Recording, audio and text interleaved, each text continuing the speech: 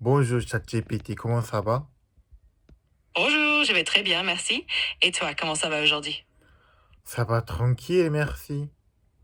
Super, content de l'apprendre. Si tu as quelque chose en tête ou une question, n'hésite pas, je suis là pour ça.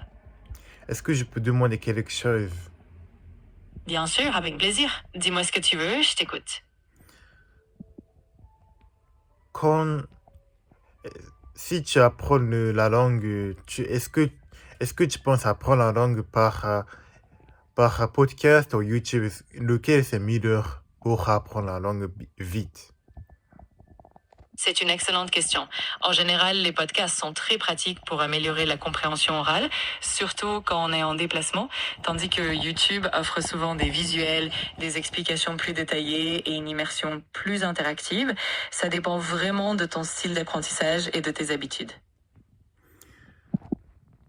Mais Oui, exactement. C'est vraiment une question de préférence personnelle. Si tu aimes écouter en mouvement, les podcasts sont top. Et si tu préfères voir des exemples visuels et des explications plus détaillées, YouTube peut être un excellent complément. ok. Mais est-ce que tu penses que ça dépend des personnes, comme ça dépend de l'âge? Par exemple, si des jeunes jeunes, est-ce que tu conseilles pour utiliser YouTube pour des jeunes? Et si, est-ce que tu penses que c'est bien pour conseiller de utiliser podcast des jeunes qui âgent ou non? Oui, c'est vrai que l'âge peut influencer les préférences. Par exemple, les jeunes peuvent être plus attirés par YouTube parce que c'est visuel et interactif avec des vidéos dynamiques. En revanche, les personnes plus âgées peuvent trouver les podcasts plus simples et pratiques, surtout pour écouter en toute tranquillité. Mais bien sûr, ça dépend vraiment de chaque individu et de ses habitudes personnelles. D'accord, d'accord.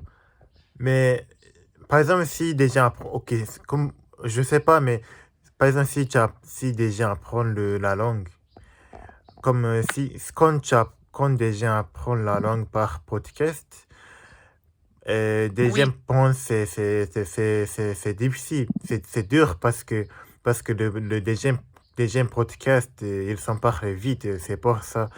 Parfois, des gens, beaucoup de gens abandonnent pour apprendre la langue par podcast, non?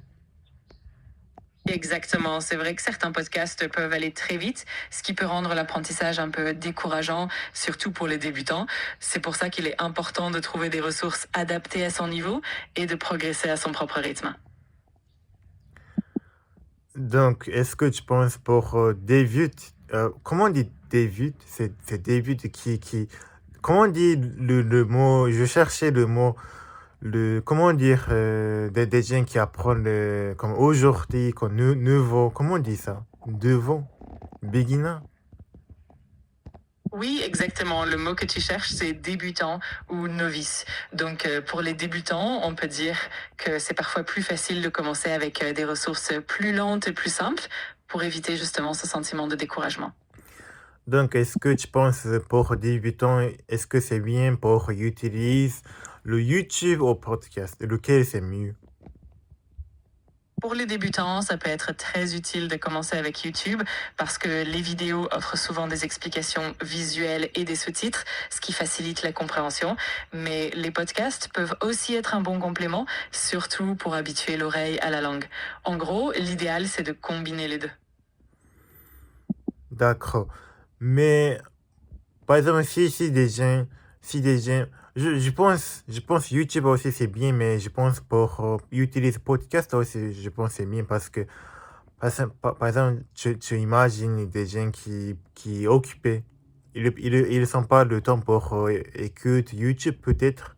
Donc, je pense, par exemple, si des gens, s'ils sont au travail, et quand ils s'en va aller au travail dans le train, ils sont peu écoutent ce podcast. Donc, je pense, utilise podcast aussi, je pense, c'est pratique. Oui, absolument, tu as tout à fait raison. Les podcasts sont très pratiques pour les personnes occupées car on peut les écouter en déplacement, dans les transports ou pendant d'autres activités sans avoir besoin de regarder un écran. C'est vraiment un excellent moyen d'apprendre de façon flexible et efficace. Ok, est-ce que tu peux dire, comme en gros, le YouTube au podcast, pour toi, En gros, YouTube ou podcast, lequel c'est meilleur pour apprendre le français, pour débutants? En gros, pour les débutants, je dirais que YouTube est souvent un peu plus adapté parce que le visuel et les explications aident beaucoup à comprendre. Cela dit, les podcasts restent un excellent complément, surtout pour pratiquer l'écoute en toute liberté. Donc, en résumé, YouTube pour l'immersion visuelle et les podcasts pour la flexibilité et la pratique en déplacement. Merci. Est-ce que tu peux dire si tu aimes les vidéos sur mon vidéo, est-ce que can you subscribe my channel if you don't mind? Est-ce que tu peux dire podcast ou YouTube, lequel c'est meilleur? Est-ce que tu peux écrire dans le chat le comment? Est-ce que tu peux dire ça en français, s'il te plaît?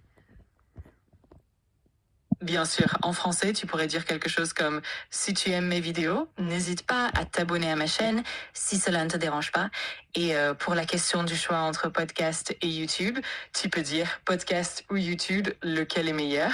Et enfin, pour la demande dans les commentaires, tu peux dire « Est-ce que tu peux écrire un commentaire dans le chat ?»